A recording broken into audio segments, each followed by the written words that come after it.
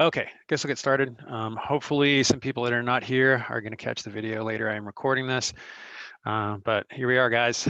9 units later, 9 multiple choice exams, 9 essays. You did it, and it was a lot of work to fit into a small amount of space, especially with the schedule we've had now. So congratulations on getting there. I just went upstairs before I forget to mention it, and I saw the setup for doing tests here because like AP Gov is up there doing it right now, and it seems nice and secure and quiet up there. They have teachers guarding both corners, especially at the corner by Caldwell's cohort, because the people in there are ridiculous. I don't know if you've ever noticed that. So they have that nicely guarded, and it is, you can hear a pin drop out there. So it's should be good to go. All right, so let's talk about what's left, and this pretty much is our. I don't know whether we'll have an occasion for another Zoom, but as far as class goes, obviously this is pretty much our last one. So, all right. Only remaining thing that you might still be finishing up is major works notes. If you'd already turned that in, do that today. I think I might have seen a couple alerts from people who probably need to send me an email to let me know that you've turned this in, or maybe some other things recently. So make sure and do that. Okay, I'm not combing the grade book, and I do want to give you credit for what you've done, especially if your grade is borderline. I hope you saw my message about still doing extra readers logs if you wanted. That's still purposeful, right? Because that'll still kind of help you delve into that last independent novel and really get some thoughts in your head to be able to write a good essay on Wednesday on it, in case you use it, which you don't have to. But okay, so that's that. Any other work that's gonna be turning late, please do sometime today. That could be anytime tonight. I am going to talk about the Unit 9 FRQ. That is great. I'm sure you saw my announcements about that. I think I actually, maybe I didn't release the commentary yet, but I can probably do that right here while we're here now, because I'm just about through with makeups. And I have posted a document, and I want to talk through it a little bit, just kind of refreshing ourselves on the content of the whole test, because we're always looking at individual stuff, and now we got to face up to how much we have to do at once in 3 hours. And then especially for the people who are here, we can talk about returning books. I have not kept close track of those, but I think just about all of, or most of us at least, unless you got one of your own, still have your group independent novel. Actually, maybe even Hamlet. I think most of you guys still have Hamlet. Some of you returned it. Okay. Yeah, I'll just talk individually about that. And I don't have really accurate lists, but obviously I want to try to get everything back that's out there. So okay, so that's that. Group novels, you mostly have those, and certainly your independent novels. I don't know. I mean, we can talk about that today, but I mean, some of you might want to take, I don't know, do you want to take another look at it like before the test? I don't know. Certainly sometime this week. We're kind of tight this year, right? Because the test is Wednesday and then you guys finish at the end of this week. You'll still be around, I guess, because graduation's still a ways off, right? All right. So Unit 9 FRQ. Let me go over there while I'm here. If you could bear with me a second, I will go ahead and open that up so you can see. Oh, I'm still on screen share. I probably ought to get off that. Hold on a sec here.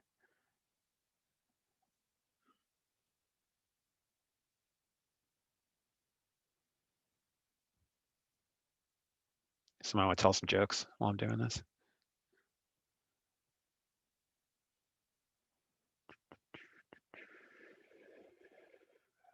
Assessments.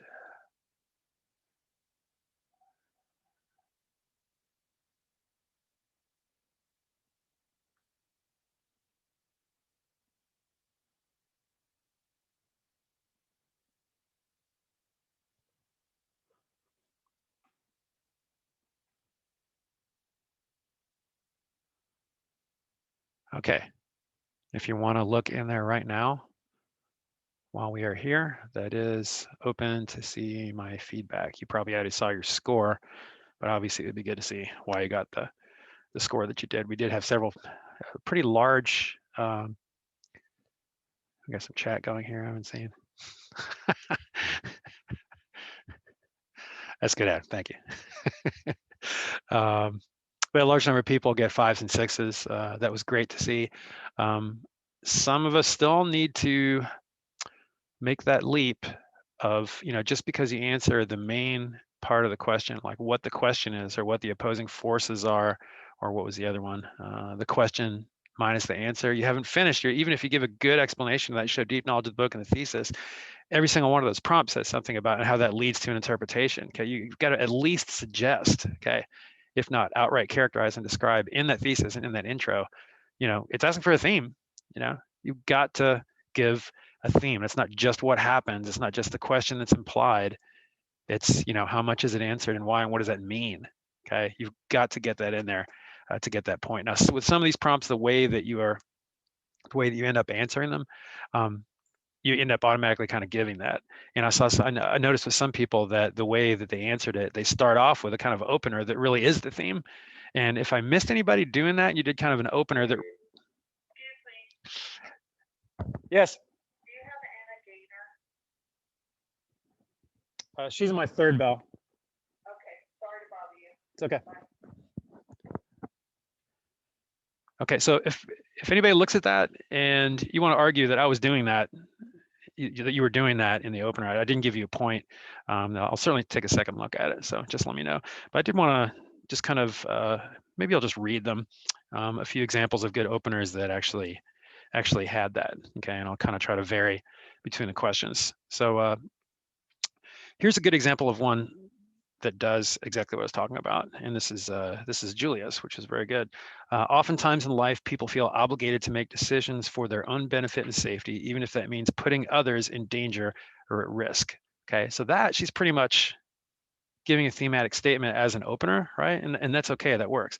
It goes on, this is something Mr. Campbell experiences in Kurt Vonnegut's Mother Night, which raises an important central question. Does this necessarily make someone a bad person deep down? So it ends with the main part of answering it, but it started with a kind of a thematic statement. So that works. Here's another one that's very excellent. This is Sophia's. About Brave New World. Oftentimes, life is not black and white. More often than not, life lives in the gray. The colors mix together. In Aldous Huxley's Brave New World, this is exactly the case for John, nicknamed John the Savage. Caught between two worlds, civilized London and the wild Indian reservation, John is a walking example of living in the gray area. The societal conflict, and therapy, and emotional turmoil surrounding John, demonstrated by his confusing interactions with characters, illustrate how one caught in the crosshairs cannot hope to prevail against an overbearing and omniscient authoritarian regime by himself. Broadly, this translates as a warning for future generations as one side expands into the gray area. That was awesome, obviously. Really, really articulate. She can probably get that sophistication point just by the way that she writes. Let's see here. Here's another one. In All Quiet on the Western Front, the author recounts the horrific but life-changing events of a World War I soldier named Paul by contrasting vivid descriptions of the sunrise instinct needed for the survival instinct needed for war and Paul's poetic stream of consciousness thought process.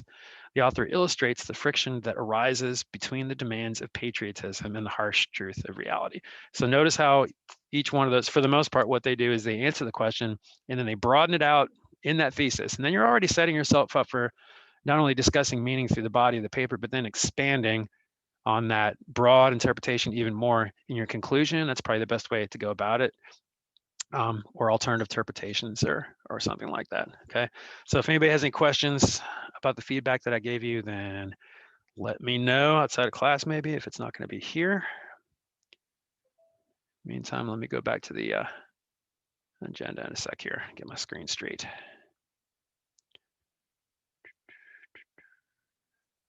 Okay.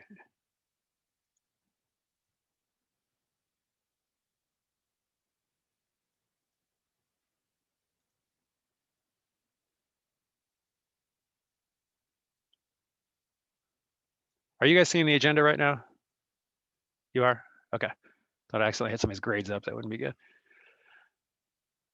Okay, structure of the AP-led exam. We probably have not thought about this for a while. And when I've brought it up in class, I've noticed that some people don't know what I'm talking about. So let's take a look here. What does this whole thing look like that you guys are going to do Wednesday? Okay, overall, it is 3 hours long. It includes 55 multiple choice questions. They're giving an exact number these days. And 3 free response questions. The details of the exam, including weighting and timing, can be found below. So it's always either 4 sections or 5 sections. And judging by the percentages that you'll see a little bit lower here, I think if there's 5 sections, they're probably gonna have 3 prose rather than 3 poetry, but otherwise it'll be 2 of each, and then somewhere in the neighborhood of, 10 to 12 questions on each one, okay? It's gonna push you, the ones uh, that I've pushed you with timing the most throughout the course of the year is probably about the pace that you'll need to take. But in general, say if you had 4 sections, that basically means that you have 15 minutes to get through reading and answering those questions on each of those 4 pieces. And if it were 5, then I guess that's what? That's 12 minutes, right? And there would be relatively fewer questions per piece if it's 5, but that does make it a little more difficult because you got to read 5 things. We'll see. Okay. 55 questions, that's 45% of the test. You have 60 minutes to do it, and then you get a break, and then you have the free response questions. Now that 2 hours means that you can spend as much or as little time within 2 hours on each of the questions, okay? So it's not like a bell's ringing every 40 minutes and you have to finish each one. So if you take longer to figure out the poem and you need to take 45, 50 minutes on that, and you can crank out an essay on the novel, say in 30 minutes, because you don't have to read anything first, then that's totally fine. So you might want to think about that, how long you spent doing the Unit 9 FRQ. And that might give you a little bit extra breathing room on the other 2 sections, okay? And obviously they're all graded on the 6-point rubric that we've been using, okay? The big ideas, of course, that we've been watching videos on, doing exercise, doing practices are character, setting, structure, narration, figurative language, and literary argumentation, which is just your writing, of course. A little more detail about how it's weighted. So short fiction makes up somewhere like that. Poetry, somewhat less. And again, I think probably what that means is 3 sections on prose and 2 on poetry, if there's going to be 5 sections. And then obviously that's a smaller percentage for long fiction because you don't really have questions on that in multiple choice. It's just the one essay, right?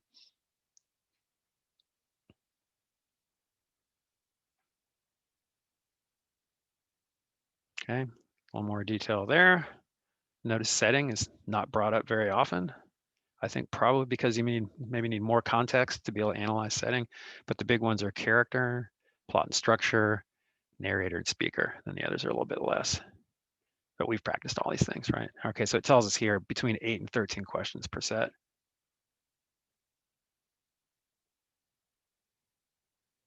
At least 2 poetry and at least 2 prose, right?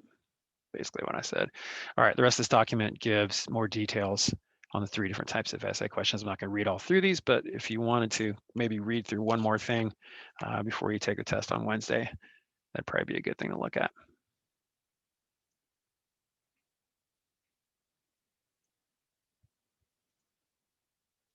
Sorry, back up here.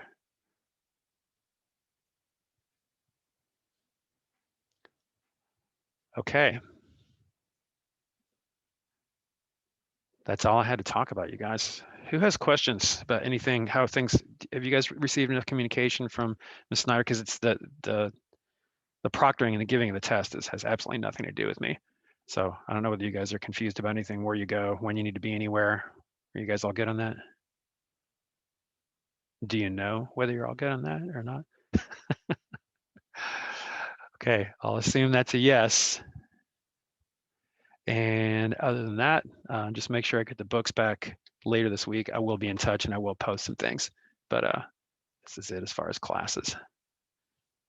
Okay, I'll be in touch. Thanks for coming here, guys, and I'll see you soon.